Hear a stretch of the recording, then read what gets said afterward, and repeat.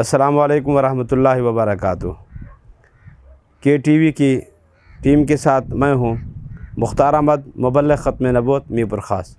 اس وقت میں موجود ہوں تھرپارکر اور سندھ کے سنگم پہ نو کوٹ کے قلعے پر۔ یہ میرے بائیں طرف آپ دیکھ رہے ہیں دنیا کا 7واں بڑا صحرا تھرپارکر، اور میرے دائیں طرف یہ ہے سندھ کا آخری حصہ۔ یہاں سے جو آپ دیکھ رہے ہیں، یہاں سے وہ ایک زمانہ تھا کہ قادیانیوں کی اسٹیٹیں شروع ہوتی تھی۔ نصرت آباد، نفیس نگر، ٹالی، محمد آباد، نبی سر، کنڈری تک یہ علاقے تھے۔ الحمدللہ تحفظ ختم نبوت کے بزرگوں، ان کے مبلغین کی محنت سے الحمدللہ اب یہاں جب سے ختم نبوت کا کام شروع ہوا، اب سینکڑوں کی تعداد میں قادیانی کلمہ پڑھ کے مسلمان ہو چکے ہیں۔ میں آپ کو بتاؤں کہ ایک زمانہ تھا ان علاقوں میں ختم نبوت کا نام لینا اور ختم نبوت کی بات کرنا، حضور کی عزت و ناموس کا کام کرنا بہت انتہائی مشکل تھا۔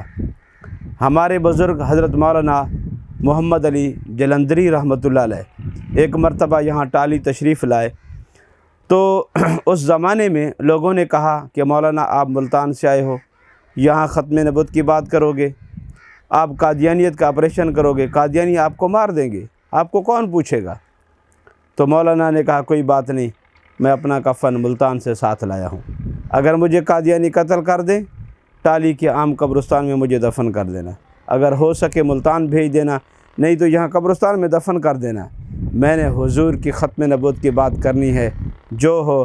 پھر آپ نے فرمایا کہ لیے کھڑی ہے بلبل چونچ میں گل، لیے کھڑی ہے بلبل چونچ میں گل، شہید نازاں کی تربت کہاں ہے، کھلونا سمجھ کر نہ برباد کرنا، ہم بھی کسی کے بنائے ہوئے ہیں۔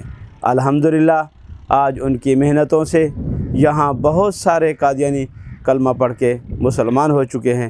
تاجدار ختم نبوت زندہ باد۔